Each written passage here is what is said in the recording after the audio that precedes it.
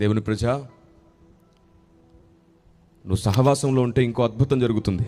ఏమిటో తెలుసా? నువ్వు బలహీనురాలివే, నువ్వు దేవునికి నచ్చనివి ఎన్నో చేసావు, ఓకే. కానీ నీతిమంతులు, పరిశుద్ధులు, భక్తులు, కన్నీటితో ప్రార్థించి మొరపెట్టే వాళ్ళు సహవాసంలో, సంఘంలో ఉంటారు చూశారు. వారు మీరు కలిసి సహవాసంలో ఉండడం వల్ల వారిని బట్టి మీకు కూడా దయ కలుగుతుంది, వారిని బట్టి మీకు కృప కలుగుతుంది. ఒకరిని బట్టి ఒకరికి దేవుడు దయ చూపించి కనికరిస్తాడు. అబ్రహామును బట్టి లోతును కనికరించినట్లు స్తోత్రం కలుగునుగాక. ఒకరిని బట్టి ఒకరు, ఒకరి కొరకు ఒకరు సహవాసం ఉండడం అంత బలం. దుప్పటి పరవాల్సి వస్తే అందరికీ సమానంగా వచ్చేస్తుంది. అప్పుడు మన మధ్యలో దేవునికి చాలా నచ్చిన వాళ్ళు ఉన్నారు, ఆయన దుప్పటి పరవాల్సి వస్తే వారితో పాటు మనకు కూడా వచ్చేస్తుంది. నీతిమంతుని మొర ఆయన ఆలోకిస్తున్నట్టు.